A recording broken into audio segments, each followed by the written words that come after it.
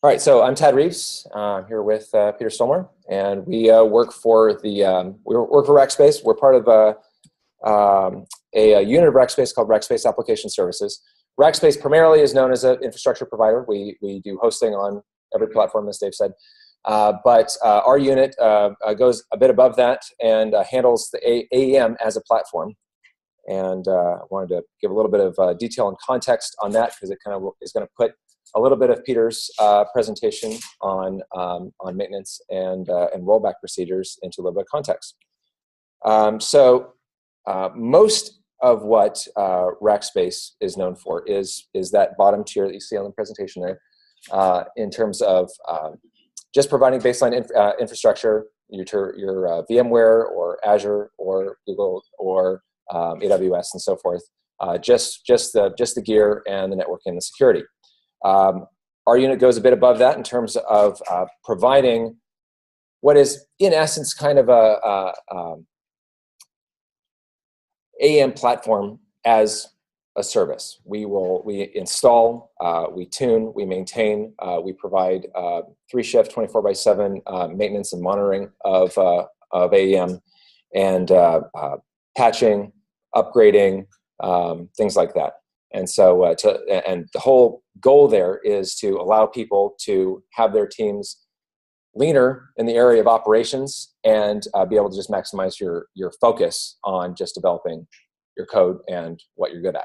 So, and we find that's really successful. So we've got a lot of fairly large scale AEM deployments that we work on, and so a couple things that we get out of this. So in deploying AEM, there's because of the fact that we have it on multiple different infrastructure backends, and there's not really any two enterprise deployments of AEM that are going to be the same. Some are just going to be large content dams with little to no external traffic and just a couple of users with terabytes of data, or you're going to have something that's massively hit from the outside and has a lot of scalability and global footprint and localization and all these other problems that we all know about with AEM.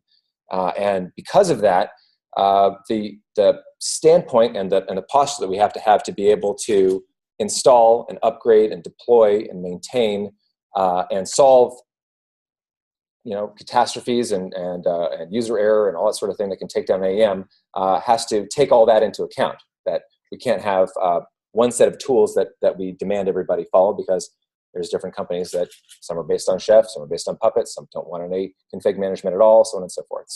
So that is the kind of the backdrop for a lot of the tooling that we've had to create to support a really diverse plate of various customer deployments.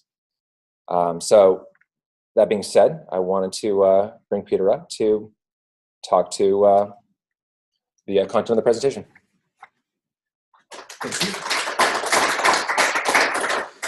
Thank you, everyone, for joining us, and thank you, Amit, for putting this together for us.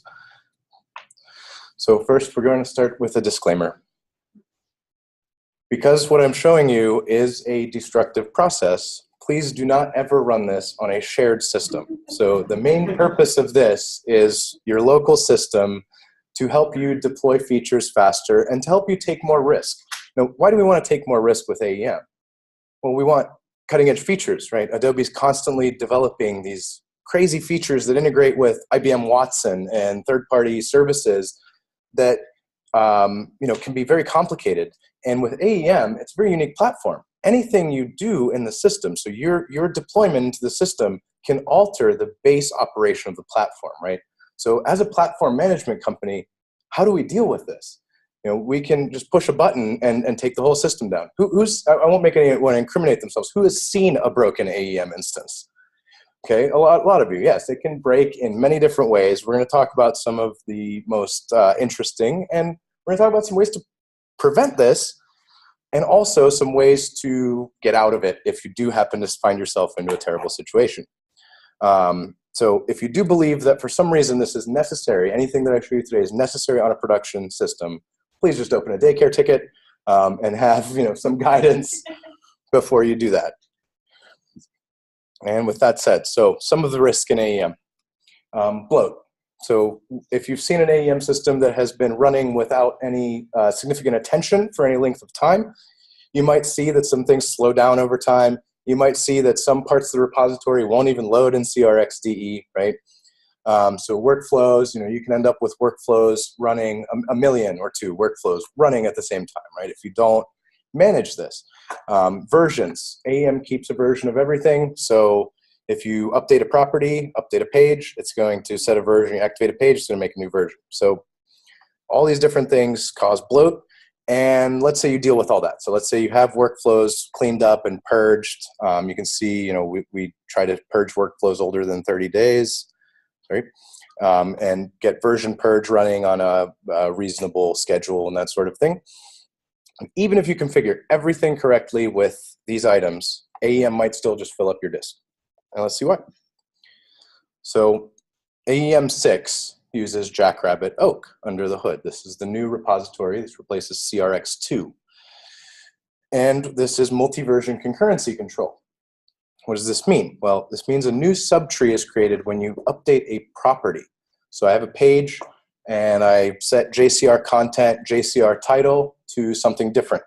The previous title is still available inside the repository, even if you don't explicitly capture it anywhere. You're getting a view of the repository as a static state. So that is the real multi-version concurrency control. You are opening a session, and these days, by default, that session will be refreshed every second. But if in that second someone else makes a change, you won't see it until your session is refreshed. You have kind of this static view. And then when that change is made, that previous state is still available. So all these concurrent changes are just creating these point-in-time views, and they're all just left as garbage, right? Same thing with deletions. You delete 100,000 nodes in AEM, you're going to see something that might be a little unexpected. You're going to see the disk space usage grow, right? All that's happening is those nodes are being marked for deletion. They're not actually deleted until we run a different cleanup process. So when you get back to your local instances, if you'd like to do an exercise, and this may very well fill up your disk, so if you have a spare instance to do this on, write a script that just goes through and sets a page title from 1 to 50,000, one at a time, and examine exactly what happened inside of your tar files, and you'll be able to access all those previous values. So this is great for content authors, right? We can restore a previous state anytime. And it also means AEM is almost always writing something to disk. So when someone's logged in, it's going to be writing to disk. In addition to this, we keep a journal. So before we even write to disk, we just write a journal transaction. And AEM does actually have some automatic functionality these days built in, where if a transaction didn't actually get committed, it will unroll that.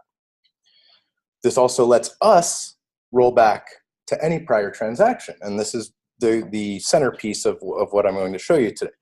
One of the places this is helpful, AEM fills up the disk because it's not very well maintained, and then the repository will shut down automatically. And this actually happens a little bit before you completely run out of disk. AEM will detect that there's only a certain percentage of space left, and it will shut down the repo.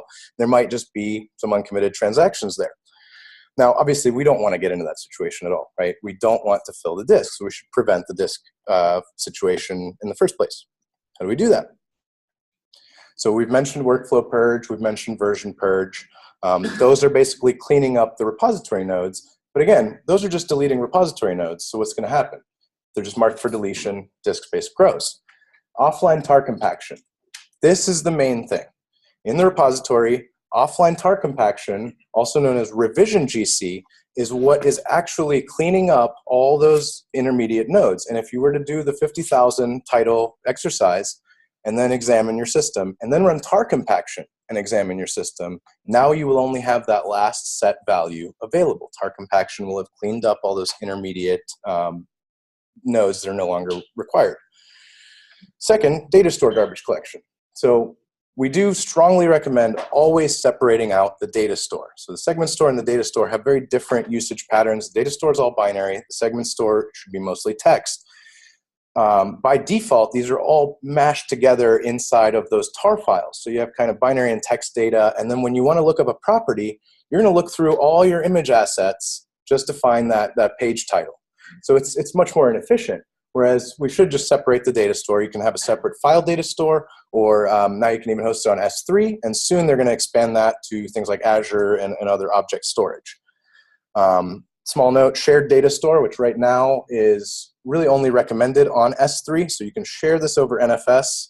We generally don't recommend that. NFS tends to be a little bit slower, but if you are sharing an S3 data store, then you have to do a special process of data store GC. So it's the same call, but you use mark only as true, and then mark only equals false on just one instance. So every instance that shares the data store, you're going to mark the same nodes as garbage, and then one instance is going to go and clean up. And if you run this, you'll see it's very efficient at deleting things, and it will clean up, potentially hundreds of gigabytes in minutes on fast enough storage. So it's these really efficient operations. They do require some disk space to run, especially data store GC. If you're very close to filling up like a physical file data store that's on a separate volume, you will probably need to expand that volume before the data store GC can complete. And so another way to prevent these situations from ever even coming up is monitoring. So advanced monitoring, make sure you're tracking not just, am I almost out of disk, but am I growing the disk usage unnecessarily? So if the disk grows 1 gigabyte in 1 week, and then the next week it grows 100 gigabytes, it's probably time to examine why that happened. So on a well-maintained system, you should never get to those out-of-disk situations, but you might see some alerts saying, hey, the usage pattern has changed, and it's time to look into why. Okay, so how do we automate some of this stuff so that we don't have to manually run these tasks or deal with, constantly logging into the system? So workflow and version purge are both recommended to be automated the same way. So you drop a Sling OSGI config node, you either put it along with your build, or you just create it with your favorite deployment system. It's just an HTTP request, apps, site name, config.author. So both of these should only be necessary on author system.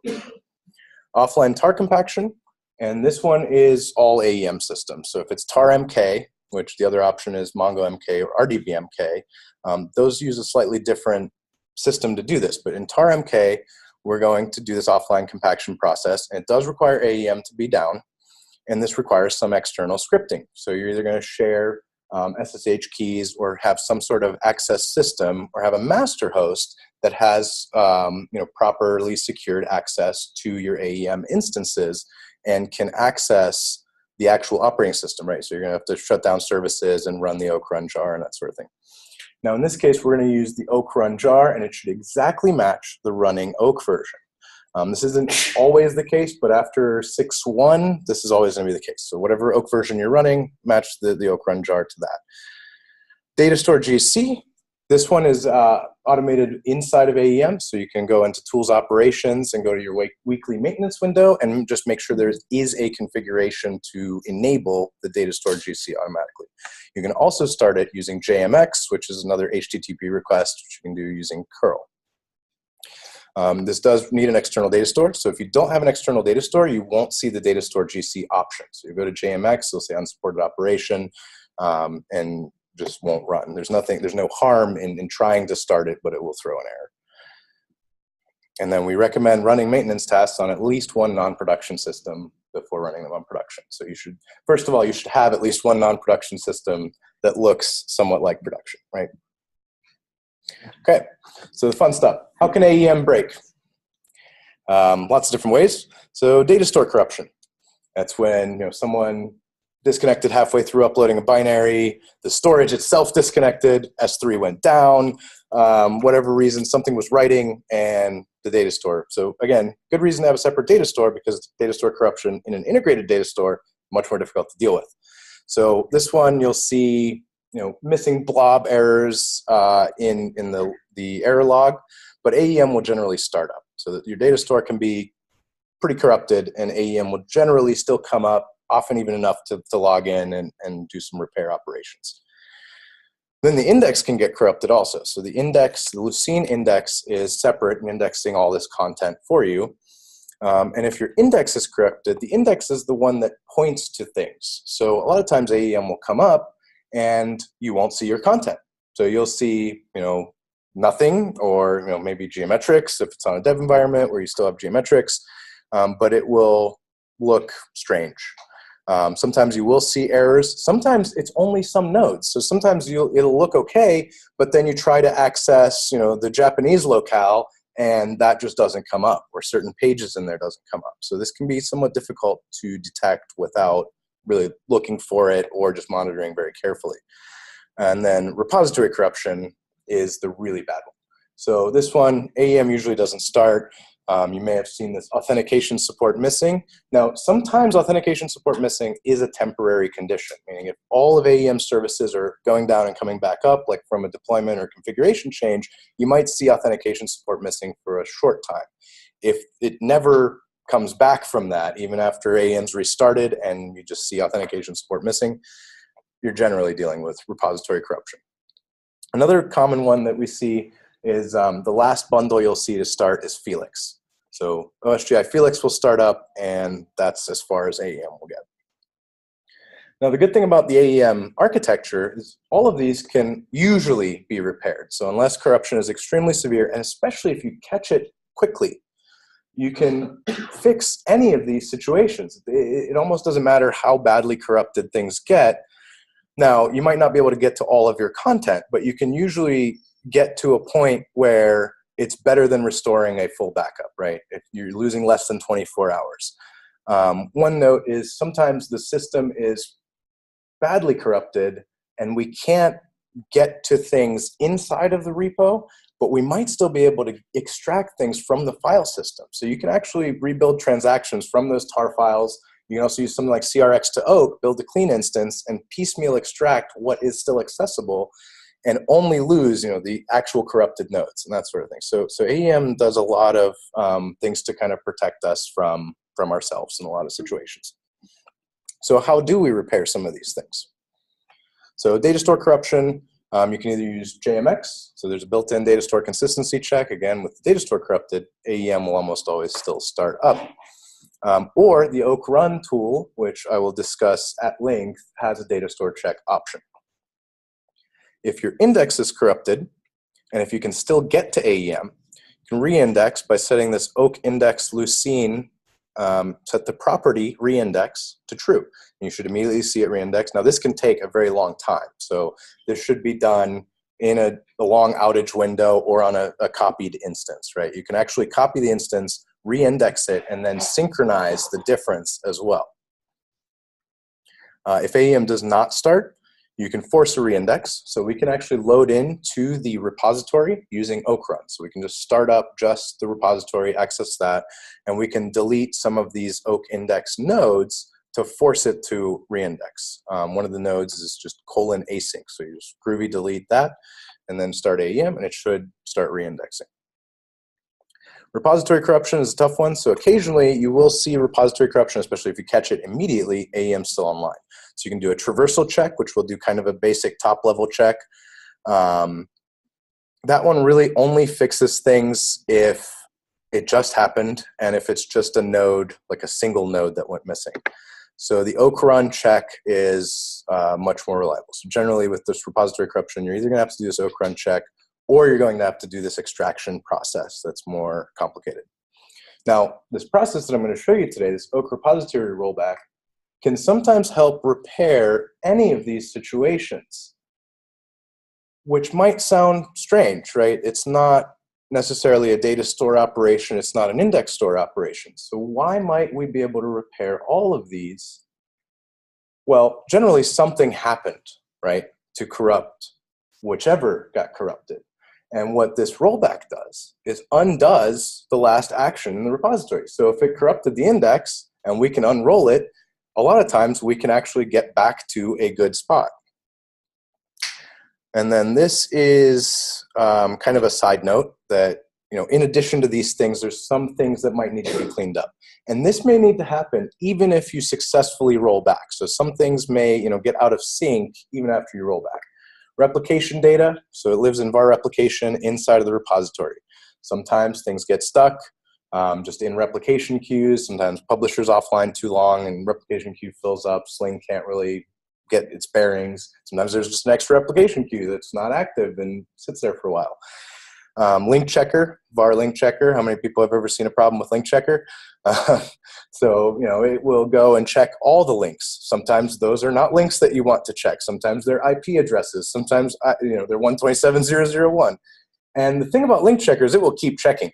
So it will store all these nodes in var link checker, and if it's there, it's going to recheck it every once in a while to make sure it's still valid. So sometimes there's some manual cleanup there.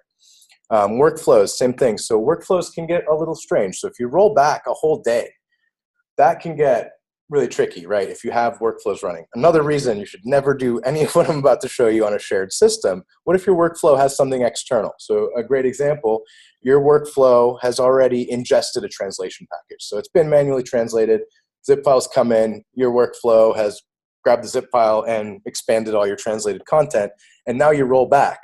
Well, what does your translation system think?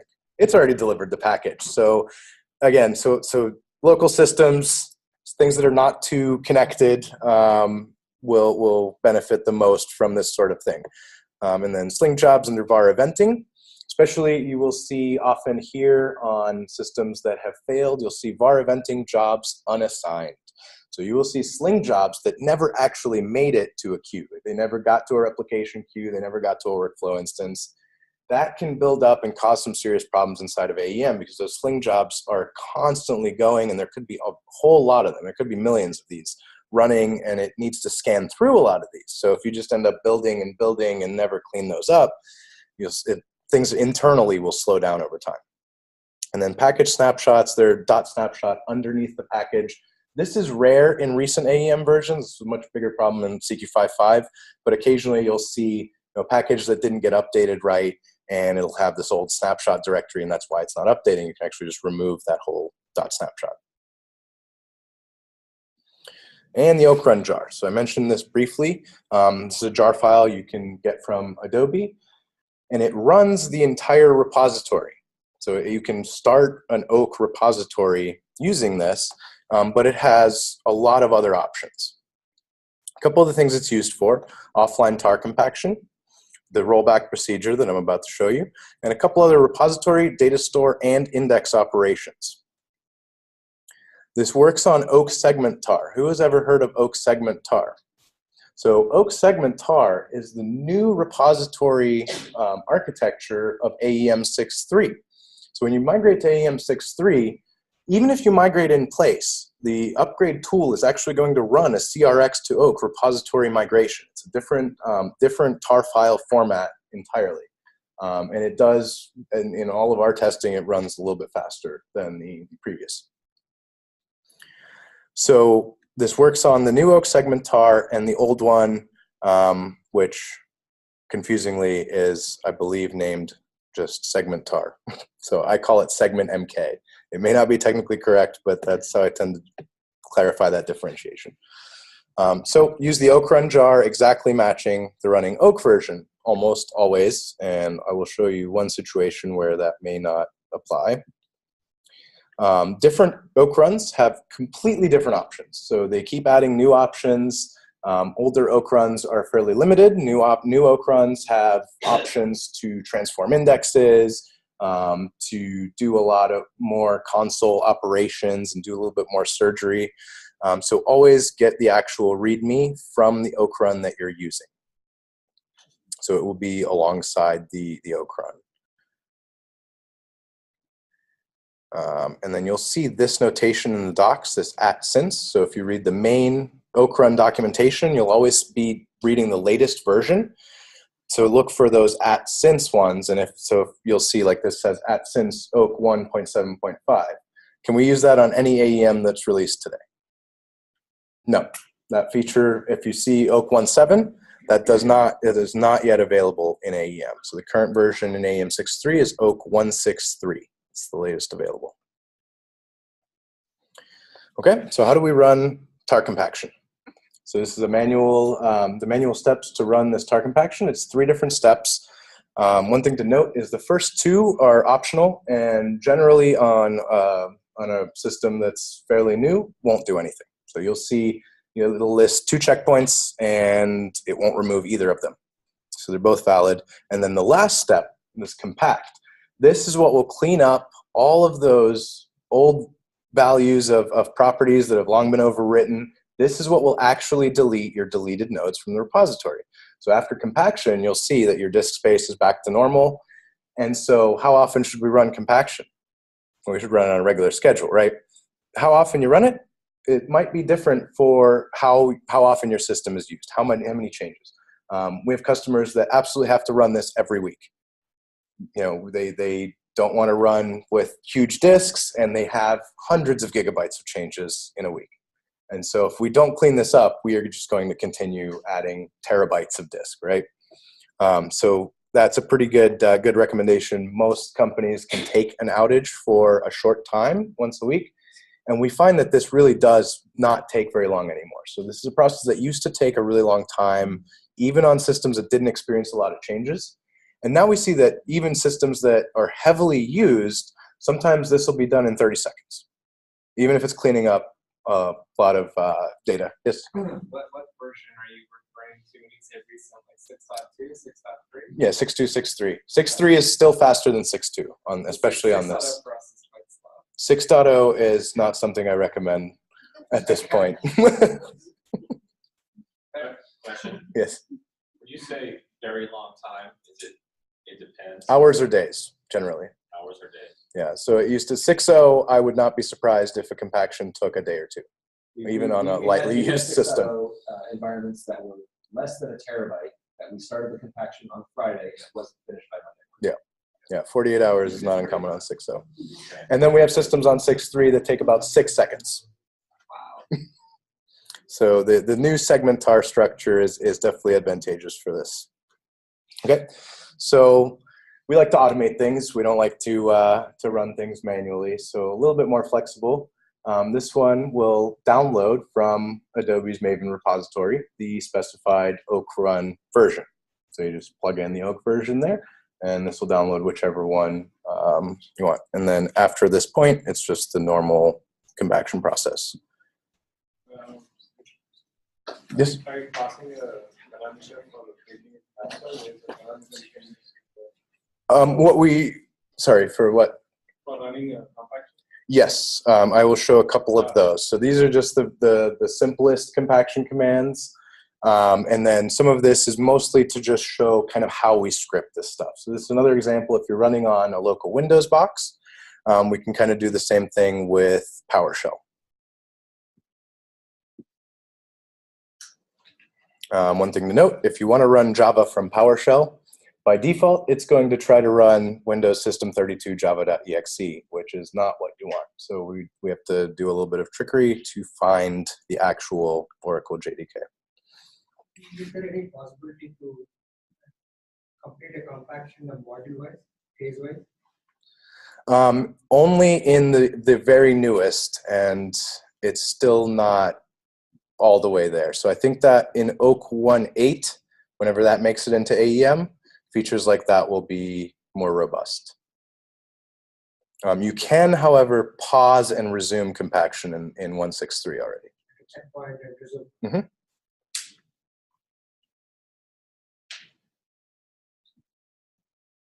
Okay, so now we're going to go with. Question. Go ahead. Just curious. So while this compaction is going on, how resource intensive is that process? Very, especially I/O.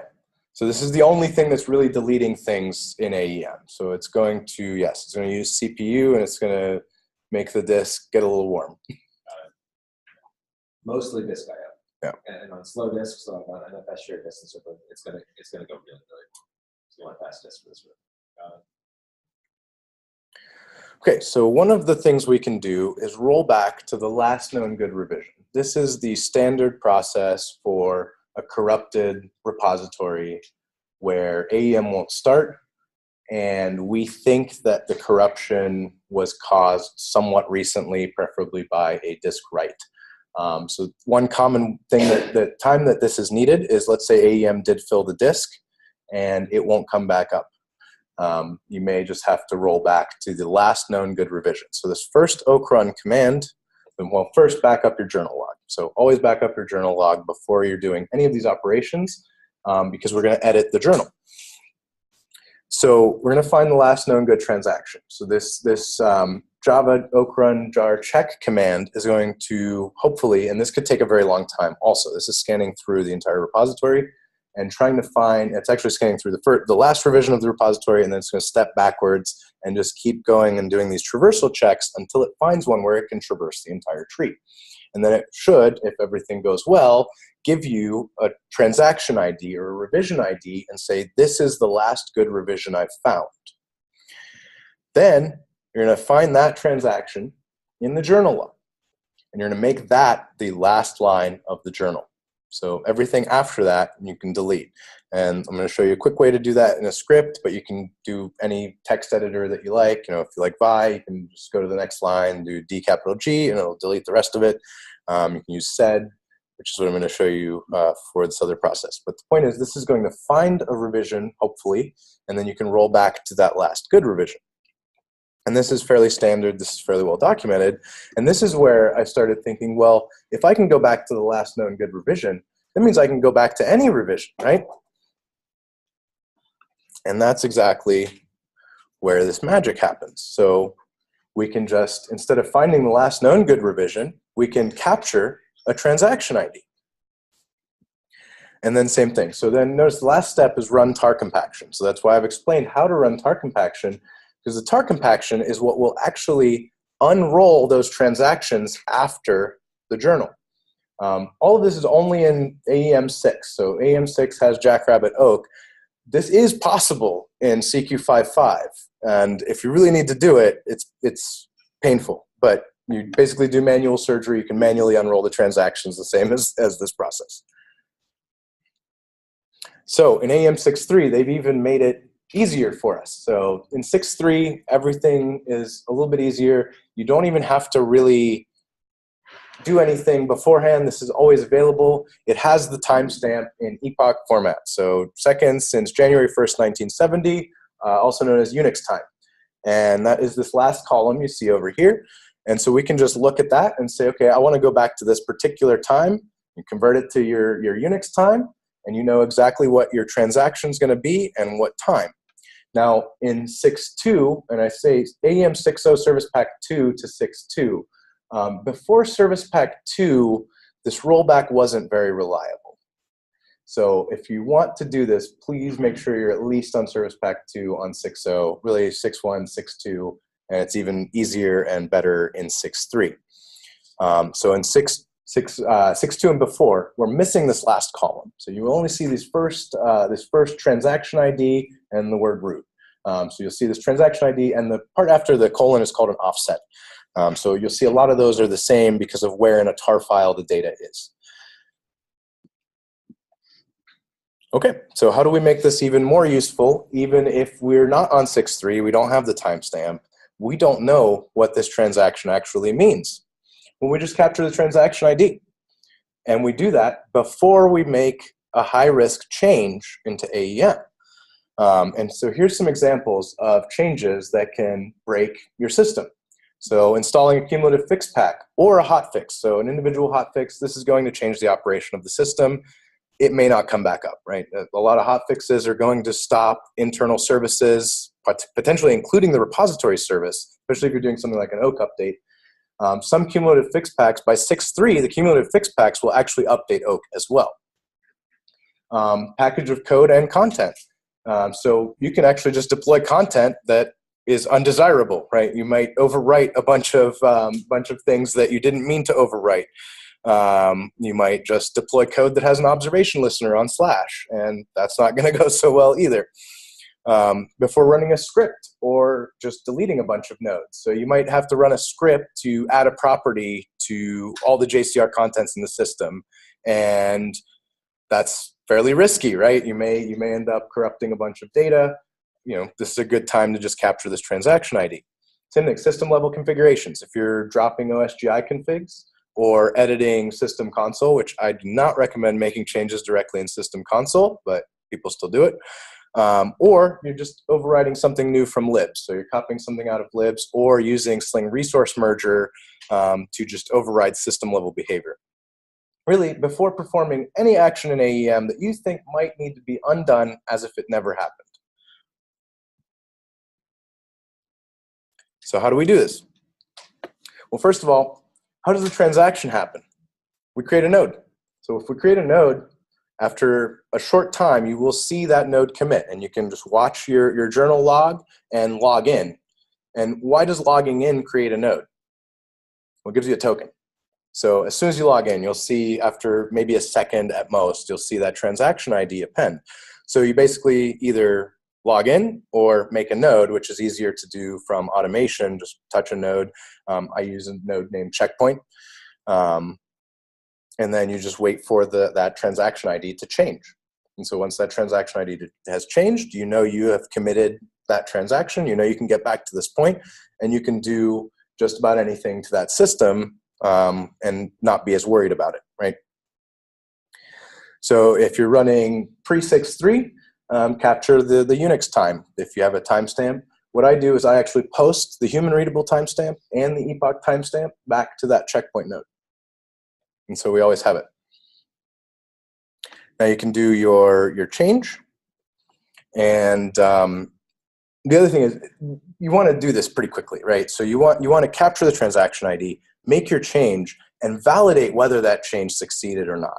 So this is fairly simple with a hotfix install that broke your whole system. You know, you restart AEM, it doesn't start up. Okay, now we need to roll back. But if you're doing something that's more difficult to validate success or failure, you know, run those tests as quickly as possible after this risky operation. So if you just ran a bunch of stuff across JCR contents, you know, go run a quick script to check that the primary type of all the JCR contents is still correct. So we want to validate that it failed, and we want to roll back as quickly as possible after this. And back to the disclaimer. So now I'm actually going to show you how this works. Again, please don't run this on a production system. This will absolutely destroy data. Yeah, please don't try this at home. Or only try it. Yeah, only try this at home. Okay, so this is a test system. Everyone see this okay? Okay, kind of see it. So you can see I've installed an AEM 6.3 hotfix here, and this is the Oak 163 update. So this is the latest Oak version. Can you uninstall an Oak version? Can you uninstall a cumulative fix pack? No, no. If you try to just click uninstall on this, AEM will almost guaranteed completely break. So what do we do? Let's say something went wrong. Let's say Oak is no longer performing well. Even it might not be a big problem. It might be an actual bug in the update that Adobe has pushed, and so now it's half as fast as it was yesterday, and we'd like to go back to that. So let's do the whole demo. So I'm going to go in here, and I've backed up my journal log. You see I've appended this date plus %s. That is that same Unix timestamp. So I've just named it the backup journal at that time. And then this sed command is going to quit after it gets to that transaction. And that transaction is the one I captured right before installing this Oak hotfix. So the last line in that journal, we can see we've gone from 201 lines down to 137 lines in the journal. So I'm unrolling about 60 transactions here. This is actually one that I left with that Oak version running for some time.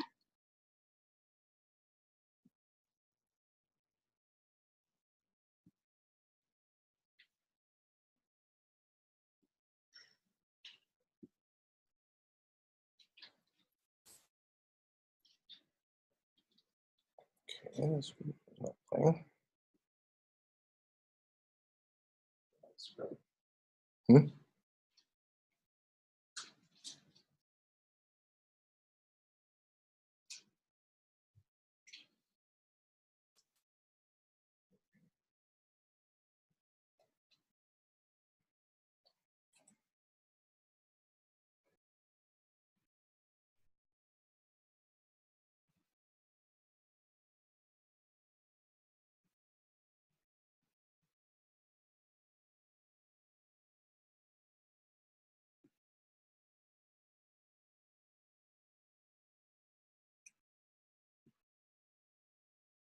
Oh, I apologize. So I will describe, there's not much after this point. So after this point, we run a compaction, which is, I will just go back to that static sequence here. So I did exactly these steps after that sequence. And then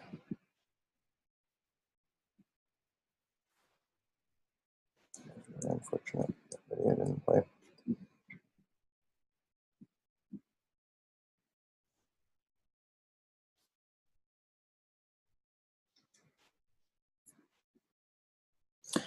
So what happens after the compaction is it comes back up and we get back to this screen. And instead of the share, it's just going to say install.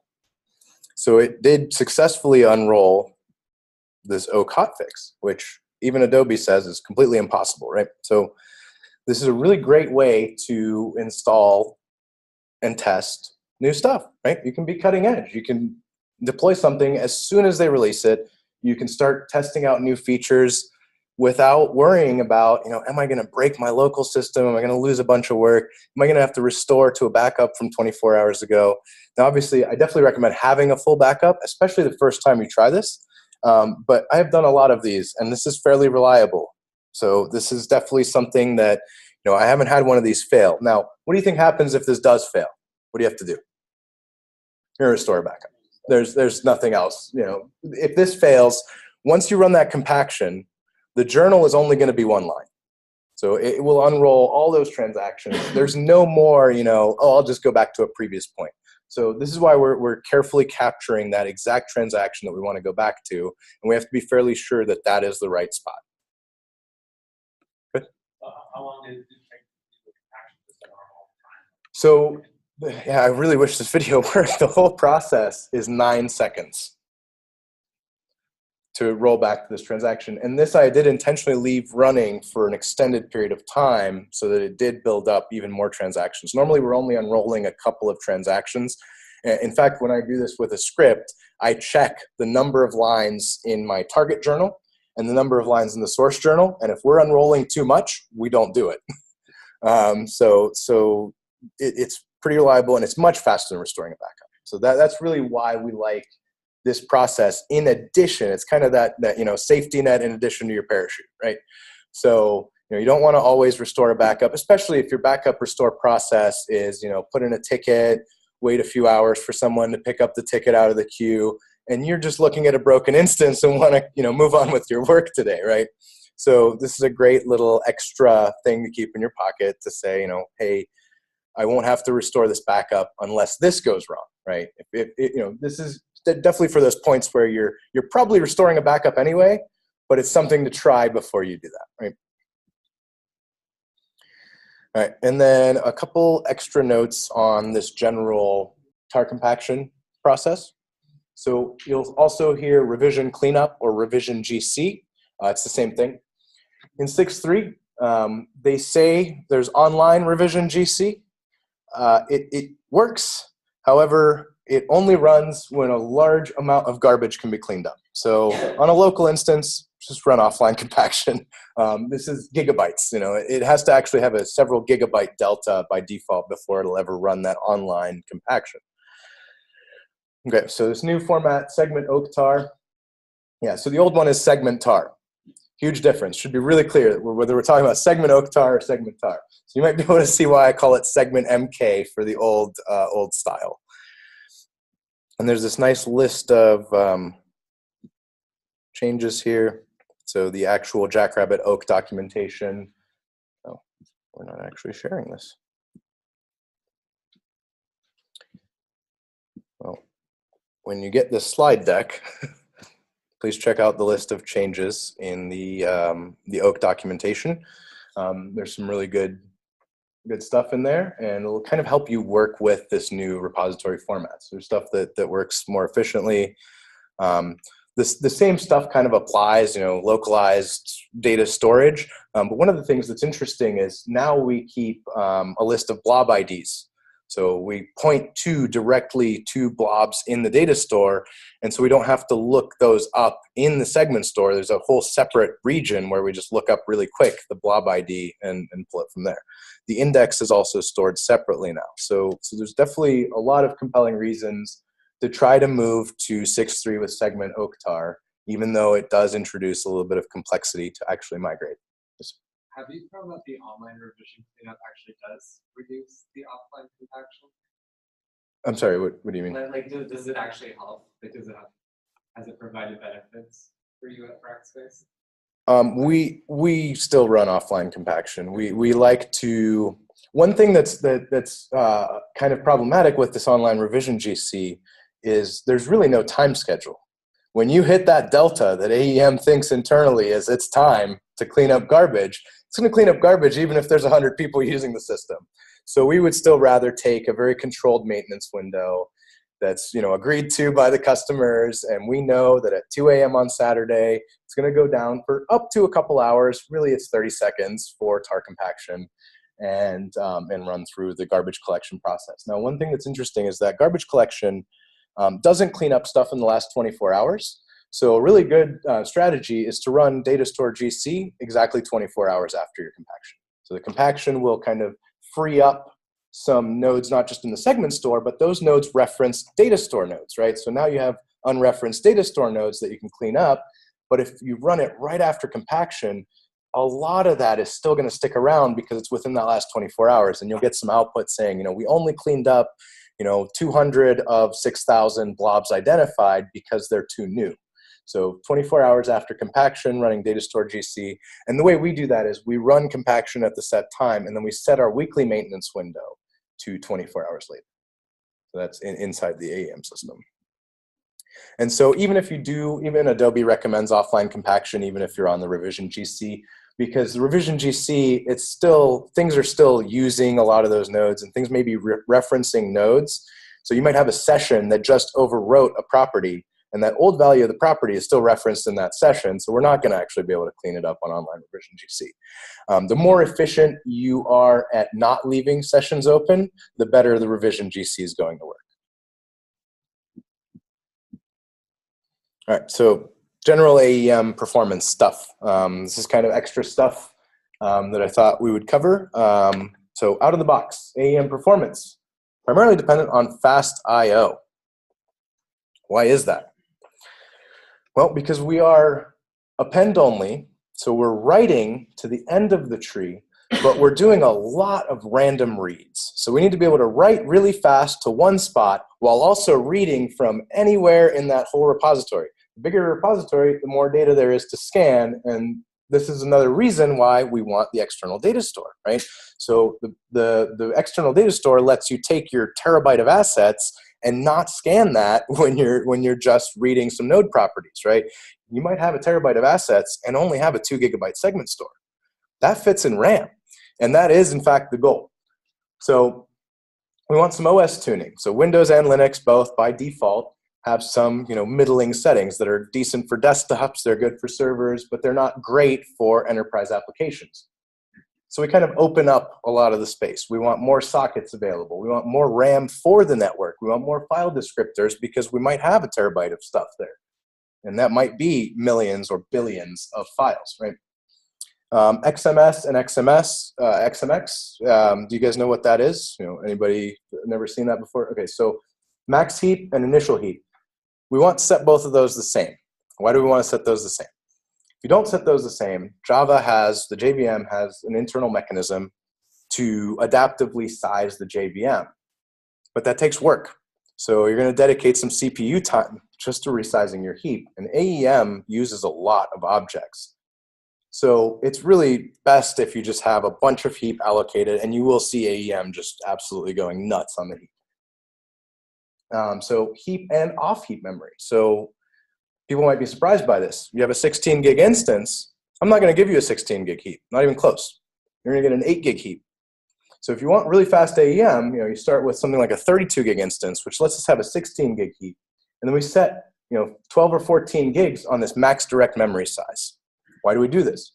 That's where AEM will actually try to read the segment store from first. So if it's available in the OS memory cache, that's your best case scenario. Which one's faster, memory or disk? Memory, exponentially, 1,000 times faster, right? We're talking CAS latencies of nanoseconds, whereas disk latencies are measured in tens of milliseconds, even for a fairly fast disk. And especially these days, we're over the network for our disk, right? So you're actually dealing with a little bit of network latency. So that's why we say the peak segment store size. Well, why do we say peak? Well, we said your segment store might grow by 100 gigs in a week.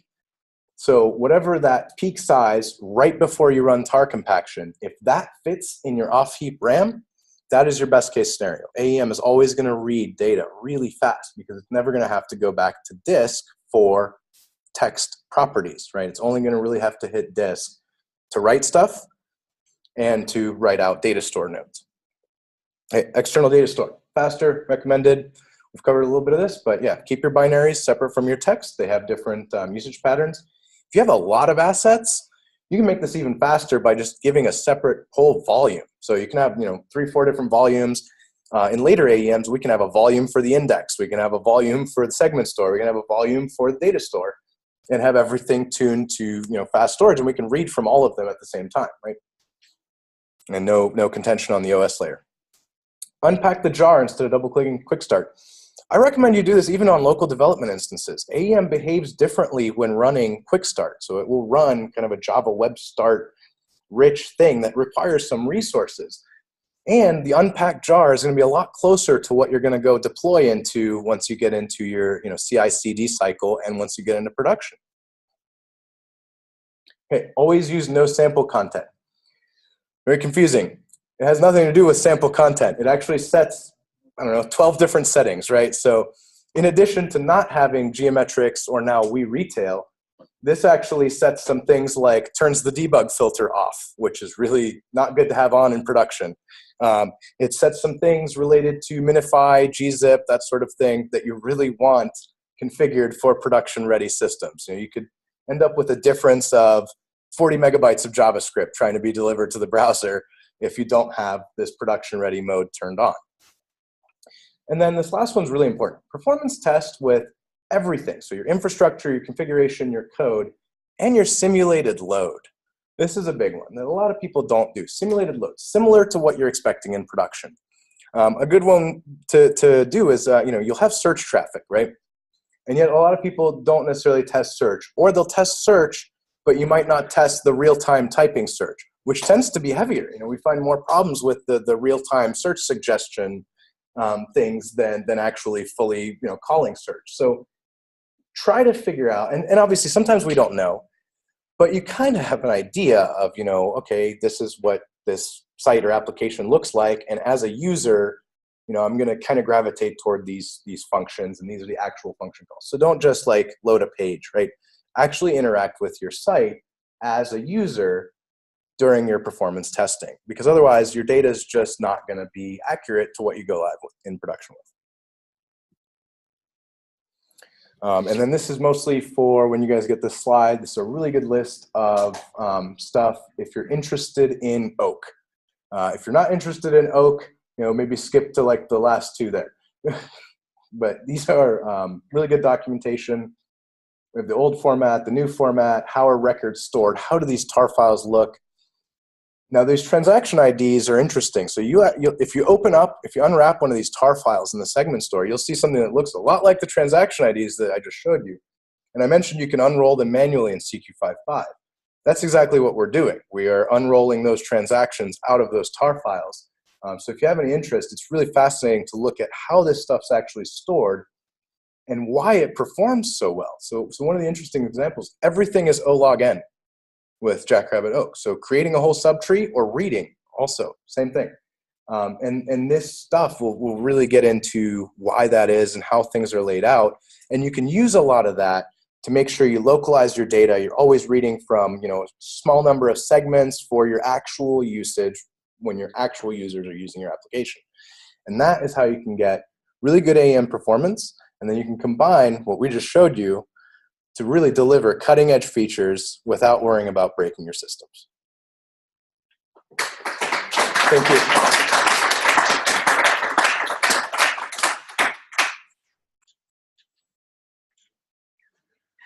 And then any questions? Yes, sir. So we didn't really cover MongoMK. This stuff doesn't apply to MongoMK.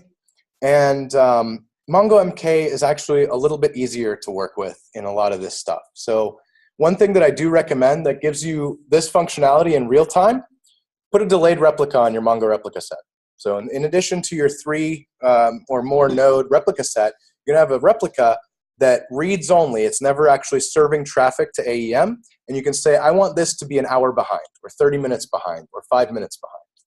And you can have multiples if you have really complex data retention requirements and RTO and RPO requirements. And then it's much easier. So you just disconnect the rest of your replica set, you build a new replica set from your delayed replica, and you've rolled back. The one thing that is required on MongoDB, but this is generally handled by kind of your DBAs or your service provider, is database compaction. Now, if you use something like Object Rocket, hosted MongoDB, that compaction is scheduled by default. So a lot of times this is something that you don't have to worry about too much. But if you're setting up your own MongoDB, you do the database compaction on a regular schedule instead of these operations. Yes, sir. With the customers you manage, how many are versus? I think right now all of our customers are tar MK. We use MongoDB for social communities. So we use MSRP for social storage in a lot of cases. And then now soon we'll start seeing RDBMK.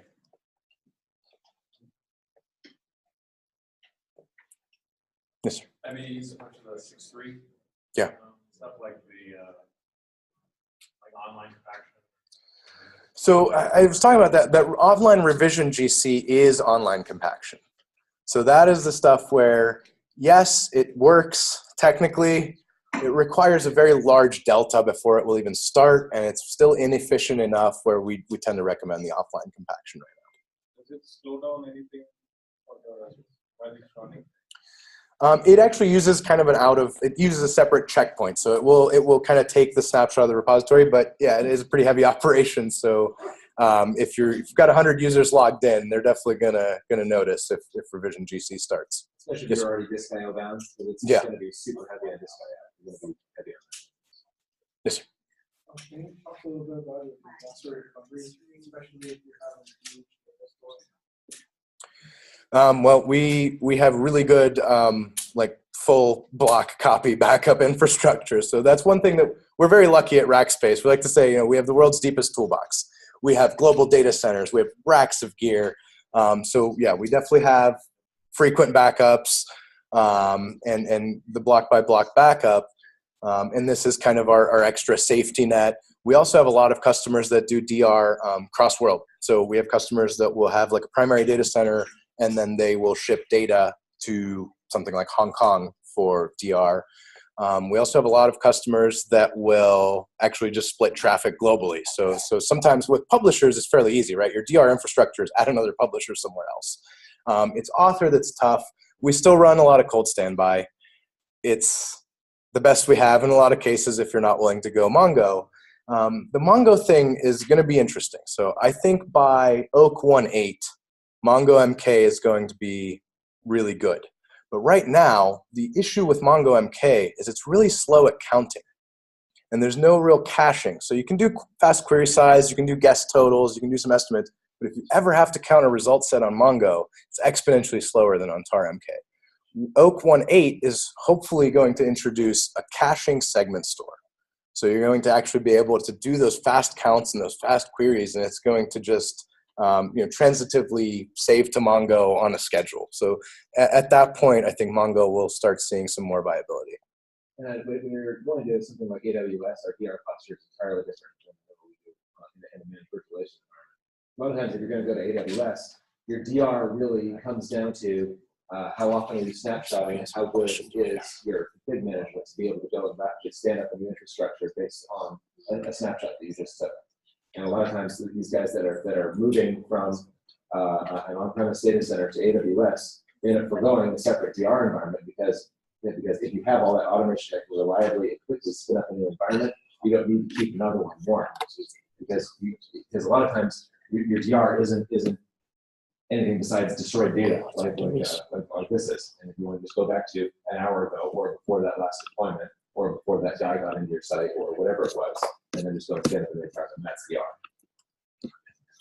DR. Yeah, I guess part of it is, we don't really see hardware failure taking things down anymore. right? So a lot of times, we have RAID 10. So, we can have 2 disks fail. It's really not a big deal as long as they're not the wrong 2, right? So, we generally have really good network routings.